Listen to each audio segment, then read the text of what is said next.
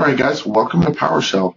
So what I'm going to be covering is the basics of PowerShell. If you're dealing with Windows 2008 and above, either offensively or defensively, you're going to be dealing with PowerShell. There's just really no two ways about it. Pretty much everything in Windows is going to be PowerShell based, things like SharePoint, things like Exchange. Your ability to do system administration is going to be heavily based on PowerShell. So again, whether it's defensive, whether it's offensive, you're going to have to deal with PowerShell. Now, as a hacker, you're really going to want to get up on PowerShell. It's going to give you the ability to do so much on a computer that you just really weren't able to do. I shouldn't say you weren't able to do it before, but you weren't able to do it as easily. So for me, as a guy who hacks into Windows systems, it's just so much easier now to use PowerShell to do what I want. Now, as a defender, I get to be able to look through log files and analyze log files and do analysis on machines so much better than before. So let's just dive right in. I'd say the easiest thing to do is just dive right into PowerShell. What I like to do is I'm in a Windows 7 machine. And I'm just going to go start. And now I'm going to run PowerShell, but I want you to run PowerShell as an administrator.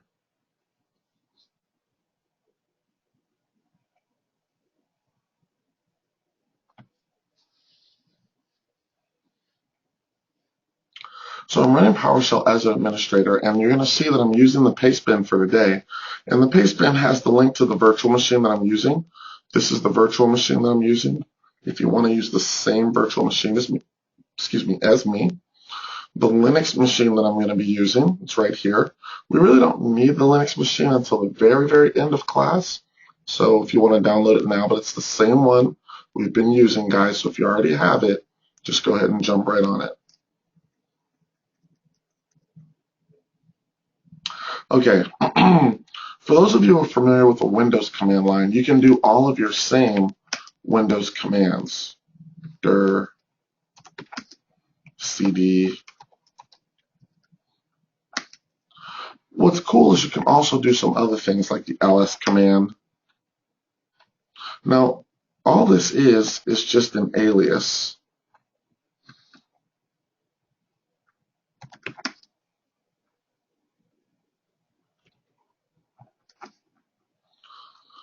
So if I type alias, and you guys take a look, you'll see that there's a boatload of commands. The Windows command prompt for years was nowhere near as powerful as the bash shell. It just wasn't even close. So what's really kind of going on is the combination of the bash shell and Linux, and then scripting languages like Perl, Ruby, and Python really just gave you a lot of power at a command line that you just didn't have. So what Windows did, which is actually pretty smart, they basically made PowerShell an infusion of the Windows command line, the old Windows command line, and C#. I mean, that's at the end of the day, that's really what you're dealing with. So you can do so much more because, I mean, you're basically a full-fledged programming language.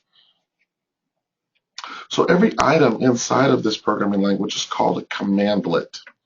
So when I did alias, you'll see that the clear command points to the clear history commandlet. And that's a PowerShell script that runs a sequence of commands that equate to clearing your history.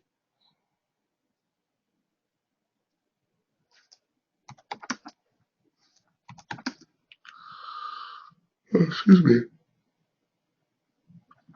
Okay, now when we're getting started, the first thing that I want you to run is get command. Now, if you guys watch how I type it out, get dash command, when I hit my tab key, do you guys see how it finishes the command for me? So I've got tab completion, but what's also you're going to notice is the first letter and the second letter after the dash are going to be capitalized.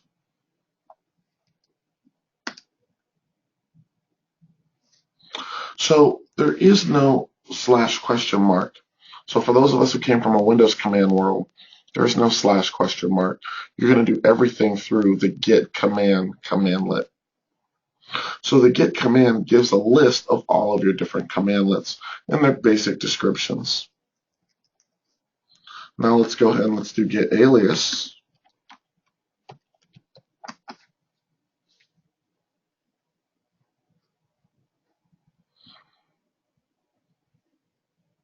Now what we can do is we can do get process. So I do get process. It's kind of like doing the task list command or going to task manager. Now what you can do is you can say get process, pipe stop process, right? And you probably don't want to do that, right? So let's say we say dash what if, right? And now you see that it'll say, hey, here's the processes that you're about to kill. And you're going to say to yourself, you know, I probably don't want to do that. So if you want to know what a command is going to do before it runs, so let's go ahead, let's get help, and then let's get help on get command.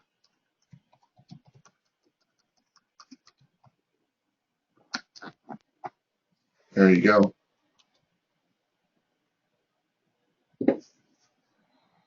So you see, basic information about commandlets.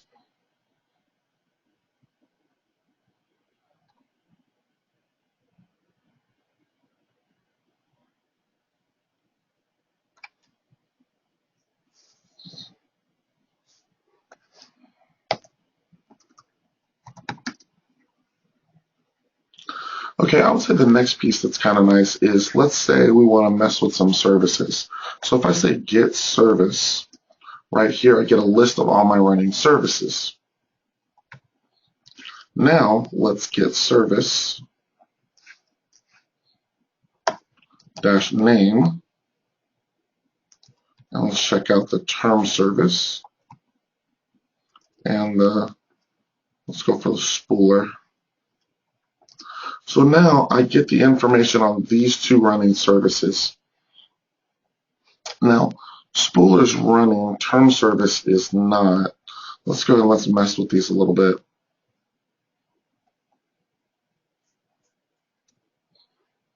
Okay, so let's get service bits. Let's see. Okay, so why don't we go $serve equals get service and spooler. Here we go. Okay. Now if we take a look here, what I've done is I ran that get service command and I assigned it to a variable.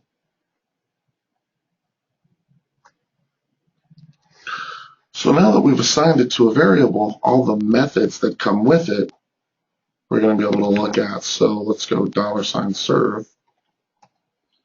As soon as I hit my period, I hit my tab command, and now you're going to see these methods start to display.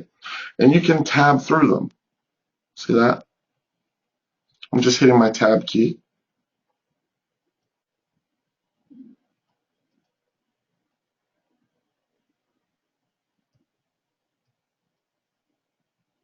So let's say I've got get type, and I'll close the method and call it full name. And again, this is just one of those things where if you're programming and you need to know like what the data type is, this is something that you use a lot. So let's say I go for $serve, right? Pipe it to get member. I'm sorry, yeah, we'll pipe it to get member. Well, now you can see everything, all of the methods and all of the properties that go with the methods. So basically, like, you want to know what can you do with this command. You can just pipe it to get member. So let's say I run this command, I assign it to a variable. I want to be able to do the something dot something dot. And to get a list of that stuff, you can just pipe it to get member. And now you can have the full list of everything that you can do with it. It's going to look like that.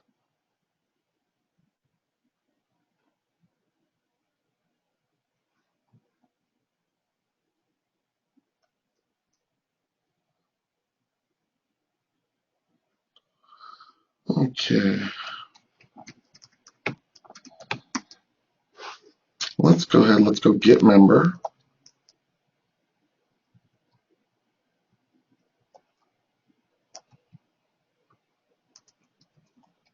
Input object.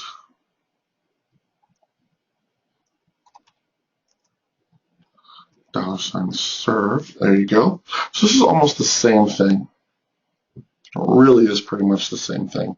All right, let's go. Let's mess with some of those statuses.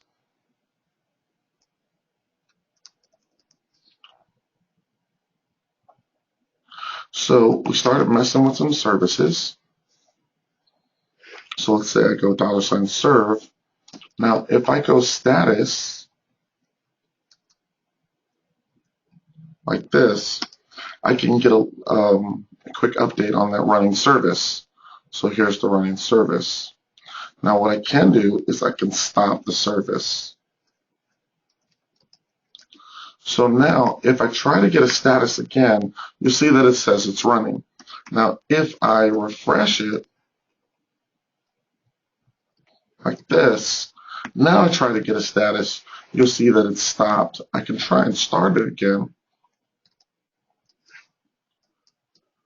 but the status always needs to be refreshed. There you go. All right, so let's stop right there for right now. Let's take our first break. We'll come back and we'll do this simple log analysis section. And since my voice is really scratchy, it'll give me a chance to get a cup of coffee and kind of see if I can take care of my voice a little bit. So let's take a quick break. Let's come back. Let's take about 10 minutes.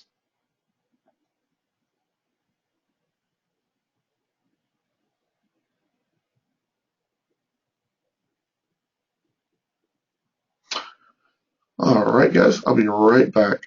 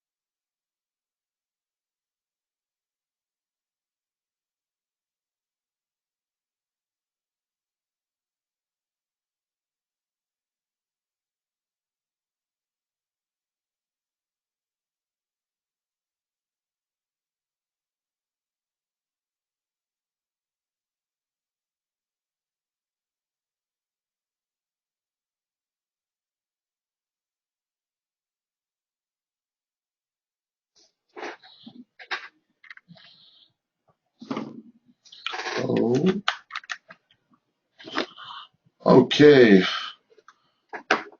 the important stuff is now done. I've got Starbucks.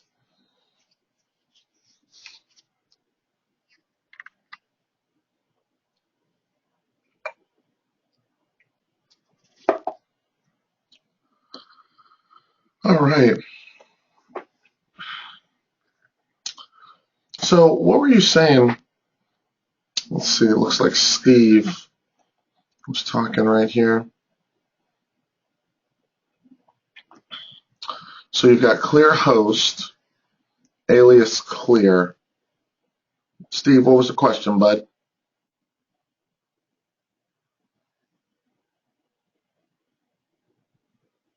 Oh, just made a mistake. Oh, by the way, Steve, it looks like I will be, hold on, let me see it. It looks like I will be at the,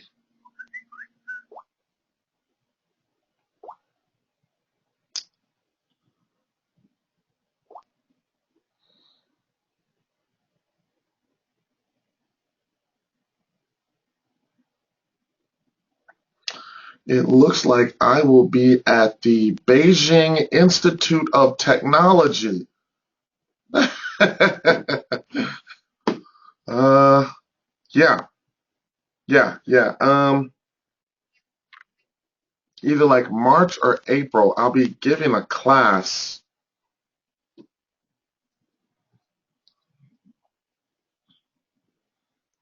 Okay. You're in Beijing, buddy? Okay, cool. All right, all right. So I got to come up with an idea of a class to teach. So I don't know. You'll take me to Starbucks? That'll be awesome. That'll be awesome.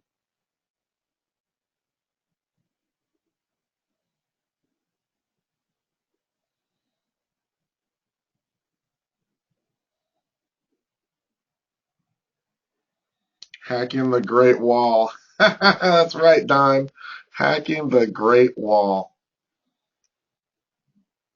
Ugh, oh my God. Probably not advised.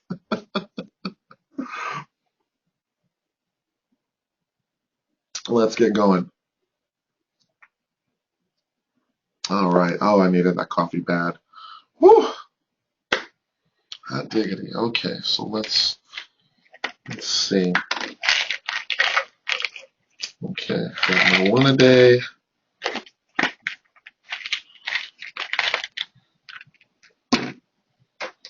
Got my fish oil and B complex.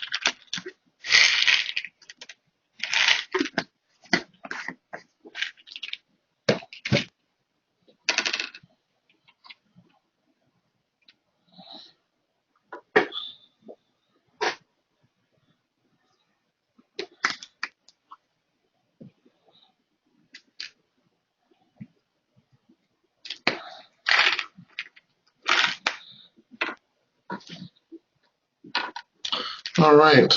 Morning vitamins, coffee,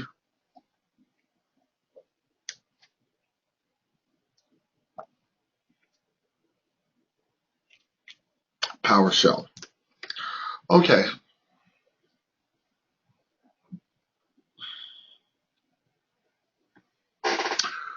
All right, so the next thing that I think you're going to notice about PowerShell is it's very much like Linux in that it uses this dot notation to let you know when you're working on a file in the current directory. So let's say I want to, say I do a dir in here, and I've got this file system.xml. So if I want to, or I've got this file right here. So if I want to type this file, right? Did you see how, like, as soon as I type the file name,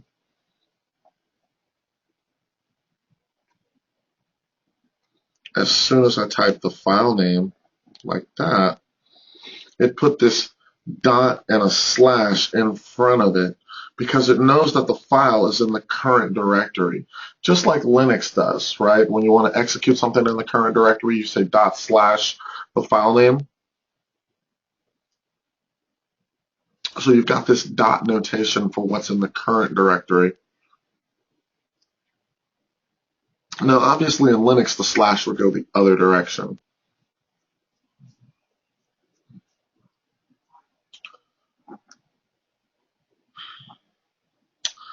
Okay, so let's see. Let's go for...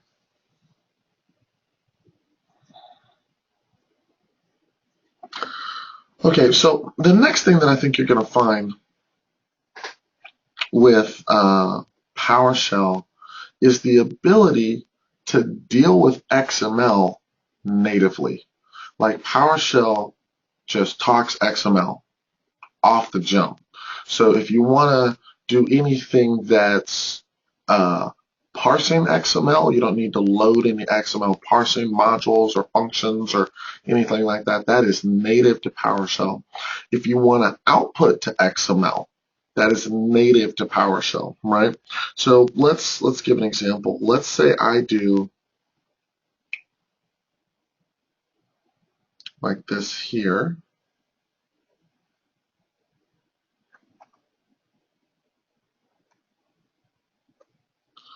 Let's say I do a get dash, whoops,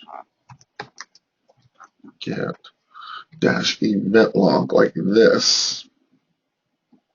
Okay, so you have a commandlet called get event, but the one that we want to use right now is get event log. Okay, so the problem with get event is sometimes like you're trying to type out get event log and you don't hit your tab key or you hit your tab key and it spells out to event. You don't put the the L for log. So don't make that mistake. I've made it many times trying to type it myself. Get event log. Then you can say dash log name. So you can say what log you want. And then I can say, let's say, for example, the application log, which is what I'm doing right here. So I grab the application log, and now I'm going to pipe it, and I want to pipe it to export CLI XML. You're going to find that we use this a lot, along with its complement, import CLI XML. And then we're going to specify the name that we want the file to be called. So you want to analyze your system log files. Well, again, with PowerShell, this is just one line. Boom. So now it's going to run for a little bit because it's a fairly large log file.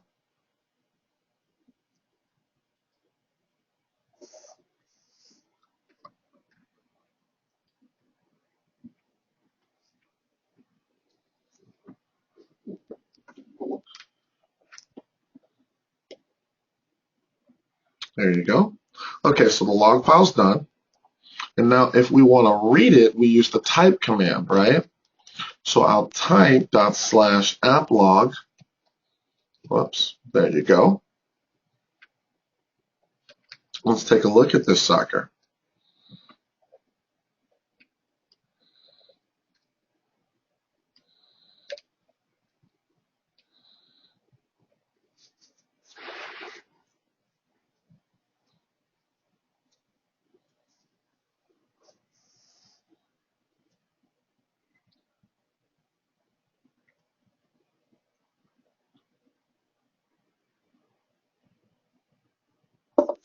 All right, well, that's enough time looking at a log file. So I'm just going to hit Control-C, clear it. Now, check this out. What I'm going to do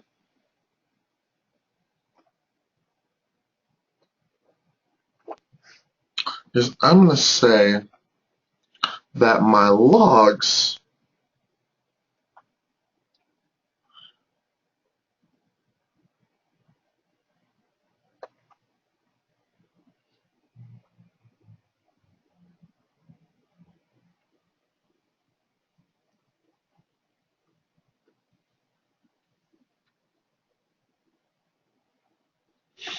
I'm going to say that my logs equals these three different log types: system, application, and security. So I'm going to create a variable called logs. Logs now equals system, application, and security. Well, now what you're going to turn around and you're going to do a cute little trick. I've seen it done in other languages, but I've really never seen it done quite like this. And this is a real cool little PowerShell-ism. So you can say logs pipe %. So here, as soon as I said logs pipe, this is a cool little iterator.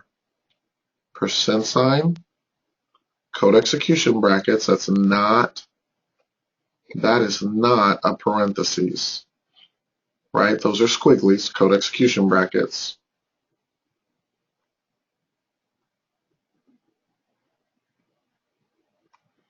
So you're going to see that it runs get event log, right? Space dash log name. This is what you've been doing. And now I'm going to do a $_ and pipe it to export CLI XML. And then right here, this same $_. And the reason that this is important is because for each element in this list, the first $_ is going to be system, then it'll be application, then it'll be security, and as you export each one, it'll be system.xml, application.xml, and security.xml.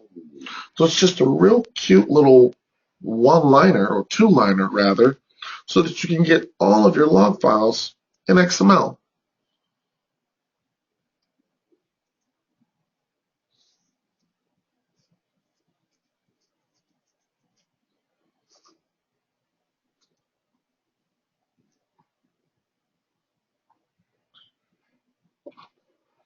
Okay, now these are going to take a little while to run, so we'll just let them run for a little bit.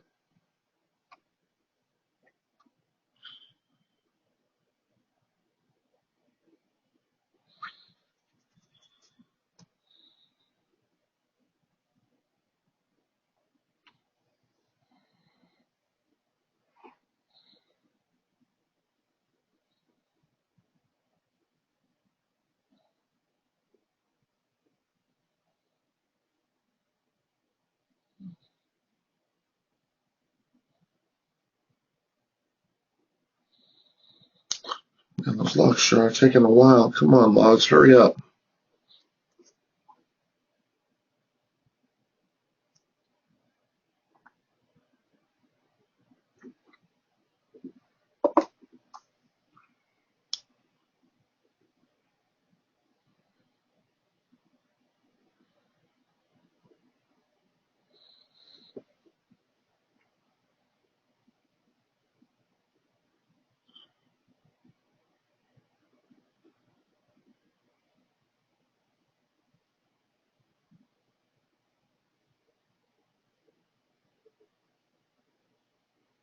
Man, that sure is taking a while. Thought it would be done by now.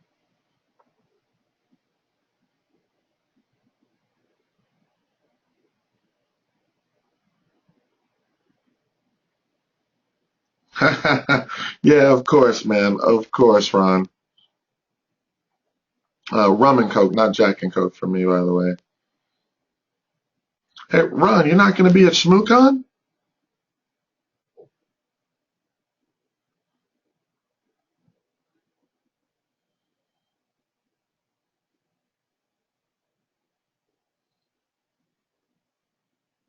It's at the Hilton on Connecticut, 1919 Connecticut Avenue.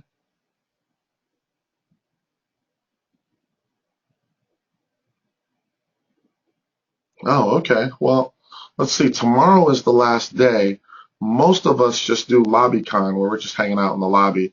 It's like 300 people in the lobby. Yeah, so every speaker, yeah, we're going over there right after this class. I mean, we go every night. Yeah, Ron, do I still got your number? Let's see.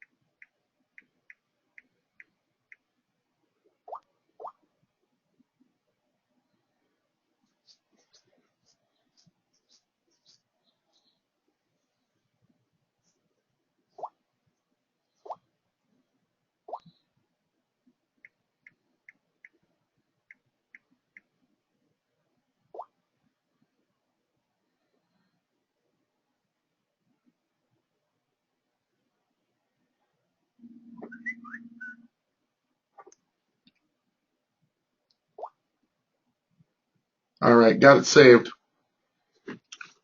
See you when you get back, bud.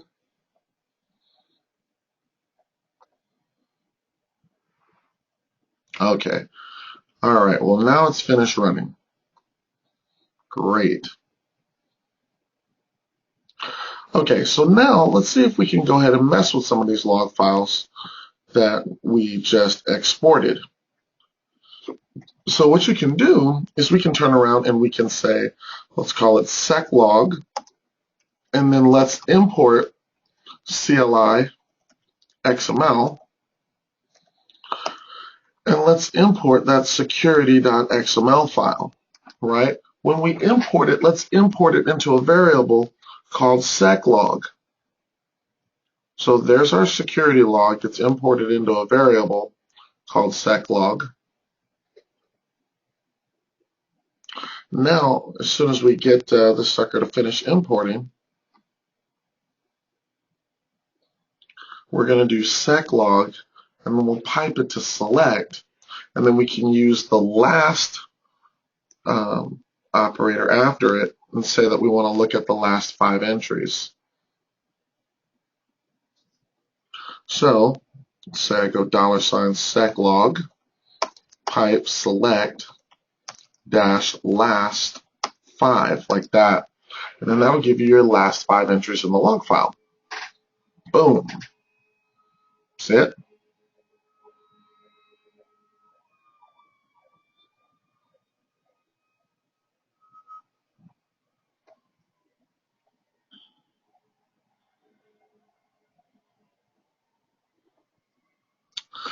Okay, now we had a student in class figure this one out. I thought it was really cool, where he did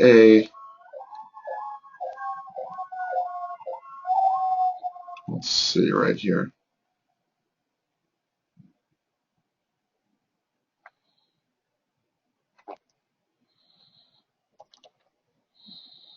Like this.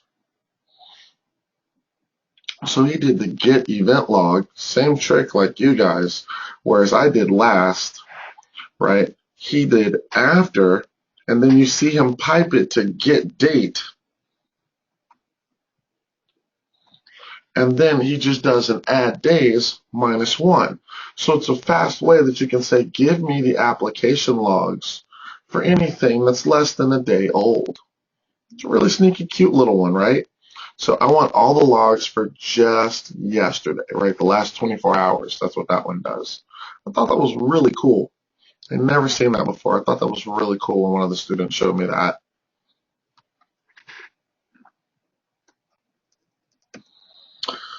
Okay, so there's some other stuff we can do. Let's say we want to take seclog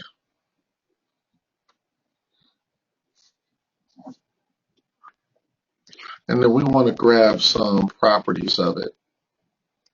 So instead of select last, let me do a select first one, right, and then pipe it to F1 asterisk. Whoops. FL asterisk. There we go.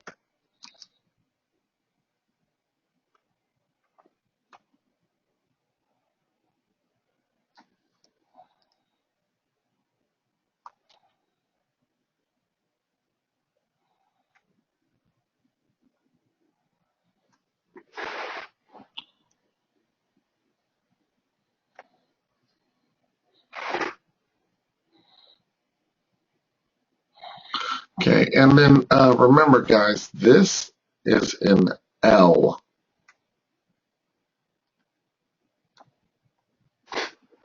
It's an L. It's not a 1.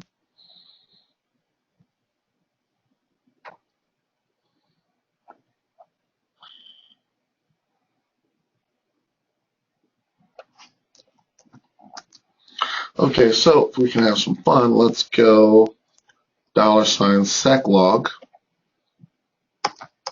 pipe select first one, dot message,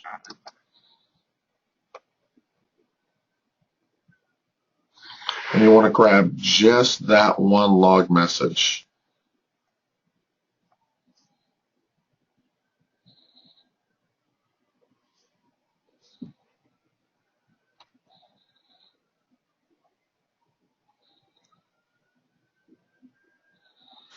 Okay, now if you need to know what the data type is because you're going to be, writing code for it, maybe you're going to write code that's going to grab that data and say, hey, let me do this with it. So you want to retrieve this as a value, but you want to retrieve it as a value and you're not sure if it's a string and a float, whatever it is it a double, is it, what is this? So when you need to know exactly what the data type is, you can always append that dot get type to it, right? And you remember we did the get member, that's how we could learn this. Now there's other cool stuff that we can do, right? Now in Linux, you usually have something called WC-L, like you want to know how many times whatever this event was that actually happened.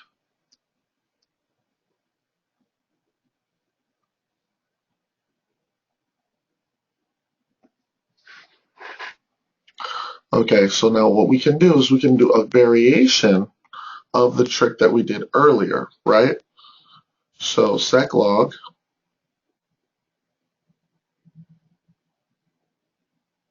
now what we're going to do right here is brackets, and instead of a %sign, we're going to do a question mark right here. We still do the $sign underbar. Okay, and then we want to match this particular SE security privilege. We want to find that event. Now, in Linux, you have WC-L where you can word count and count the number of L lines in something. So if you WC-L file name, you'll go, oh, that file name is this long.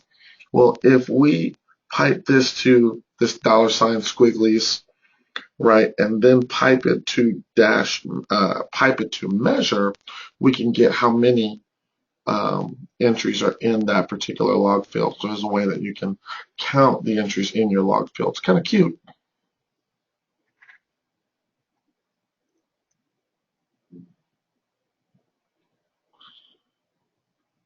Now let's say I want to change it up.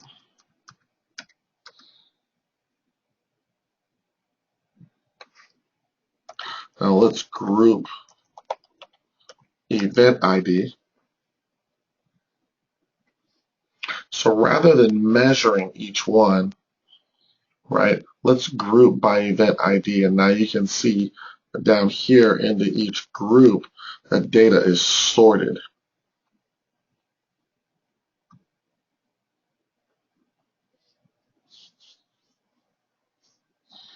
Okay, now this one is even more cute. You can say $seklog, then you can say .count.